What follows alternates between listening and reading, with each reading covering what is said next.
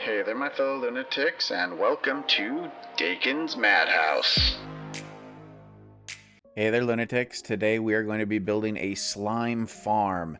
And this farm is right in the middle between two spawn cells. And we're going to have 4 tiles on one side, 4 tiles on the other, making this 8 wide. And then you can see this whole thing is taking up a total of 8 spawn cells. And that's going down 4. We're right in the middle, right between 2 of them. Just nice and even. If you aren't familiar with spawn cells and how they work, please check out my video on it. I have a link in the description. Now, if we look at our handy little mob chart here, we can see that you really only need 13 of every tile in order to pretty much maximize your chances. Yeah, you need 44 to get a good chance for the butterfly, but you need a buttload of them. You need to fill up the entire spawn cell to get good odds for the red slime.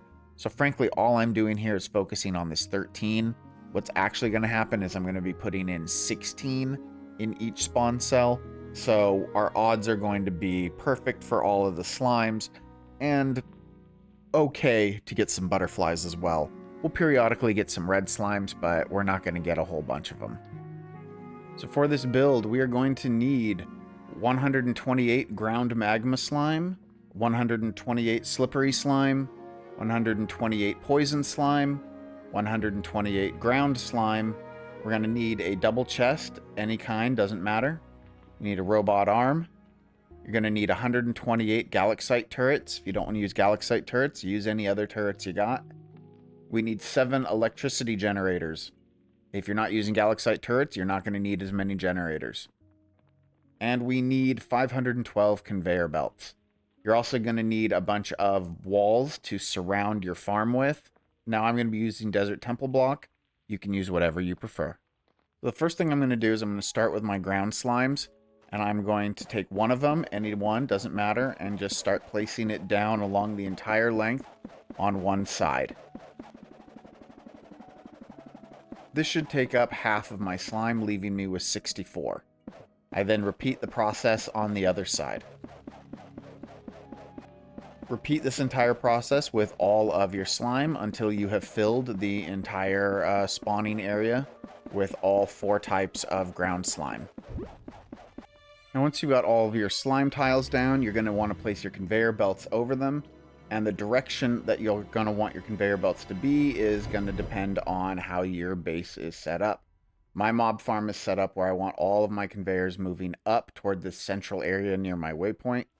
So I am going to turn everything up to north and just start placing down conveyors. Once everything is placed down, we'll be moving on to the next step. When you've only got 1 row left, go ahead and choose 1 tile to be the tile that pulls all the loot out of the farm. And then the rest of your conveyors are going to be pointing toward this 1 tile. So if I was to place walls down right here, and then I take a robot arm, and I'm going to turn my robot arm so the arrow is facing toward the mob farm. And I'm going to place it right where all of the loot is being pushed into the wall. And we just give that some power. Place down a chest. And now any loot that gets pushed into this square will get pushed into the wall and grabbed by the robot arm and put into the loot. Now we just need a kill zone. So we're going to take all of our galaxite turrets here and just start placing them facing in toward the farm. Make sure you do this on both sides. Once you've got all of your turrets down, you're going to want to give them power. Put power on each end. Head over to the middle. Give it some more power. And some power at the bottom. Just verify that everything is actually powered properly. And then, last thing you're going to do, place your walls around all of it to seal it all in. Now, the size of the gap between the turrets and the conveyors doesn't really matter too much. All you really need for the slimes is a size gap of 1. You could make it 2 or 3 if you prefer, but the larger the gap, the more the odds are that these turrets will destroy a butterfly while it's in that space, and then there's just no way to recover it.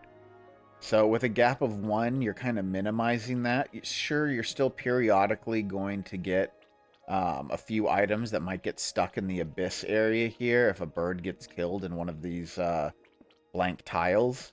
But it's not going to be a common thing, and frankly, you can just swing by every now and then with a magnetic ring and pick all of the spare loot up. It won't be that much. And this is pretty much a slime farm. Let's see what kind of loot it'll drop. Orange slimes will drop you some slime, some scrap parts, fungal soil. You can get some various seeds and ancient gemstones, as well as various other items. You've got the brown Easter egg during Easter, as well as these various Christmas items. The red slime is very similar, dropping pretty much the same stuff, except it also has a chance to drop apprentice armor.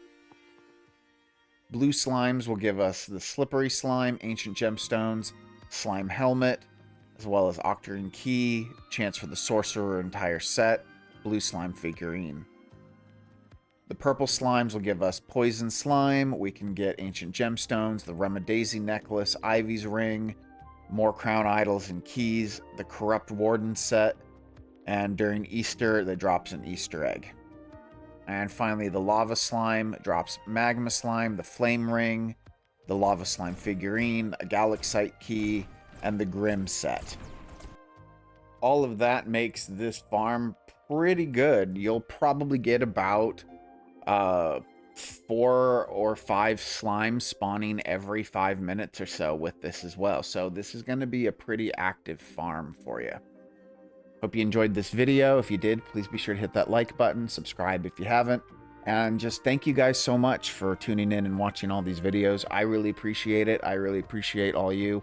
Can't do this without you. So stay happy, stay healthy, and above all, stay crazy, my friends.